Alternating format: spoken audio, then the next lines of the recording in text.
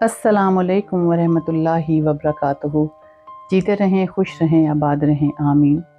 आज एक छोटा सा एक्सपीरियंस और नॉलेज आपके साथ अपना शेयर कर रही हूँ। मैंने भी अल्हम्दुलिल्लाह लास्ट वीक एक कोर्स कंप्लीट किया है मेंटल हेल्थ के हवाले से। 12 हफ्ते का वो मेरा कोर्स था, तो मैं उसके हवाले से अपना थोड़ा सा नॉलेज आप सबके साथ शेयर करना चाहती हूँ। और मुझे ये हमेशा खुशी होती है कि जो चीज़ मैं लर्न करूँ और जो मुझे मेरी ज़ात को फ़ायदा पहुँचाती है, वो मैं अपने सब प्यारों के साथ, अपने फैमिली और फ्रेंड के साथ भी शेयर करूं।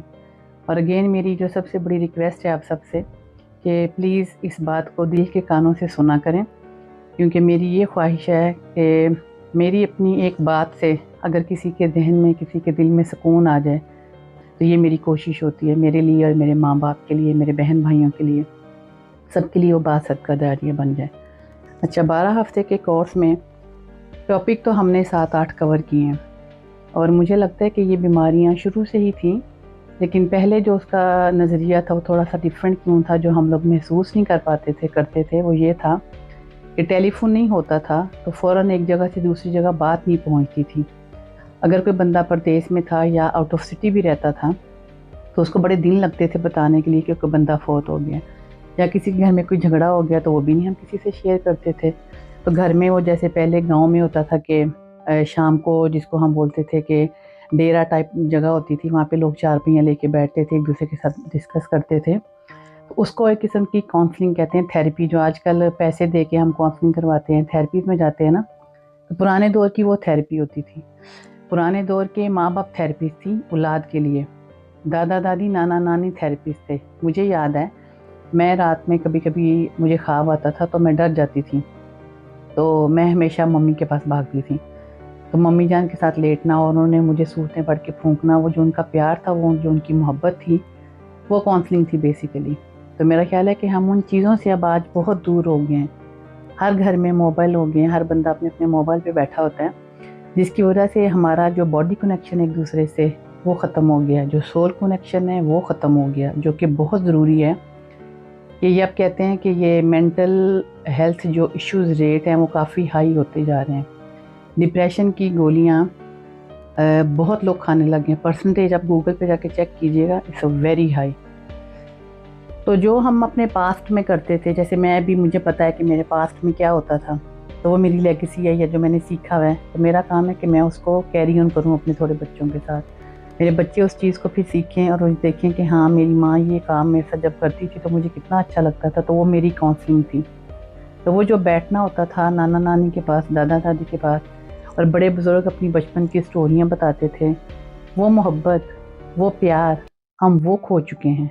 जिसकी वजह से आज हम बार बार बात करते हैं कि क्यों एंग्जाइटी इतनी, ये जो गुस्सा आता है और जिसको हम कहते हैं घबराहट आ जाती है, दिल तेज से धड़कने लग जाता है, बात कुछ और कहनी हो कह कुछ और देते हैं। आजकल यंगस्टर हर किसी बात कहते हैं, ओ हम तो भूल ही गए हम क्या बात कहने लगे थे।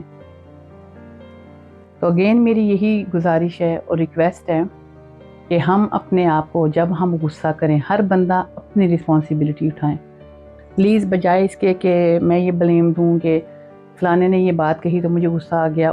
ये जो बात है ना, हम हमेशा दूसरे पे ब्लेम देते हैं, जिसकी वजह से हमारी बीमारियां बढ़ गई हैं। मैंने अपने हर एक्शन की रिस्पॉन्सिबिलिटी खुद उठानी है।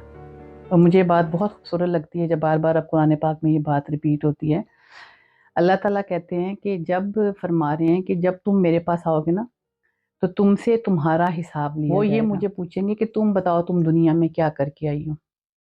तो मैं ये नहीं कह सकती अल्लाह ताला उसने मुझे कहा था तो मैंने इसलिए कर लिया।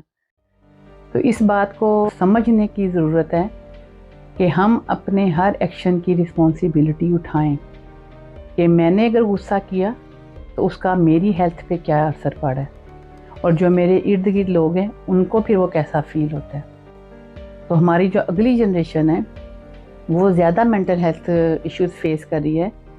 एक तो इसमें बहुत बड़ा हाथ है खुराक का। जैसे मैं बचपन में 18 साल तक की जो ज़िंदगी पाकिस्तान में गुजारी है, बेकरीज चॉकलेट नहीं खाए हुए, कोक नहीं पी हुई, फिजी ड्रिंक बिल्कुल नहीं थे, बर्गर चिप्स भी नहीं थे। चिप्स पता नहीं कभी कितने सालों बाद बनते थे। तो सादी गंदम की रोटी होती थी और सादा सालन का गोश्त का सालन, उसके अंदर सब्ज़ी होती थी। और उस सब्ज़ी गोश्त में बोटी आपको 1 या 2 मिलती थी। ये नहीं कि अभी जैसे हम लोग यहाँ पे स्टेक्स खाते हैं, बड़ी-बड़ी स्टेक खाते हैं। तो ये सारा जो फैक्टर है ना, ये फिर कहीं ना कहीं जाके हमारे अपने दिमाग पे असर करता है। कि हमारी एक्सरसाइज पहले की तरह की नहीं है, जितनी बचपन में जैसे मैं खेलती थी या पाकिस्तान में गर्मी होती थी तो पसीना निकलता था, और जिसको हम यहाँ पे स्नैकिंग करना कहते हैं। पाकिस्तान में गाजर मूली खाते थे और माल्टे खाते थे, अमरूद खाते थे, जो उस मौसम का फल होता था हम वो खाते थे। लेकिन आज हम यहाँ पे क्रिस्प चॉकलेट खाते हैं, फिज़ी ड्रिंक पी लेते हैं। तो ये सारा कुछ मेंटल हेल्थ को लीड करता है। तो फ़िलहाल मैं यहाँ पे यही कहना चाहूँगी कि सबसे पहले इस बात को समझना कि मेरे अंदर कोई प्रॉब्लम है। अगर मुझे किसी की बात पे गुस्सा आ रहा है तो उसका मतलब है मैंने अपना कंट्रोल किसी को दे दिया।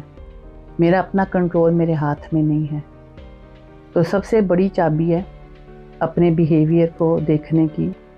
तो जब मैं अपने ऊपर काम करने लग जाती हूँ तो आप यकीन मानिएगा कि दूसरे की शिकायत ही कम हो जाती है। फिर तो इतना लगता ही नहीं कि दूसरे के बारे में मैं बैठ के कंप्लेन करूँ।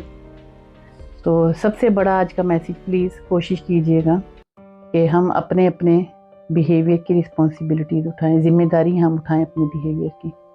तो इंशाल्लाह ताला फिर आगे मैं एक बीमारी का करके जो मैंने अल्हम्दुलिल्लाह खुद पढ़ा, जो मुझे अच्छा लगा, जो मुझे समझ आई, और किस तरीके से उसको मुझे ये समझ आती है कि हम कुरान पाक के साथ कैसे जोड़ सकते हैं, तो इंशाल्लाह ताला आपके साथ शेयर करूँगी। तब तक के लिए अपना बहुत ख्याल रखिएगा। अल्लाह हाफ़िज़।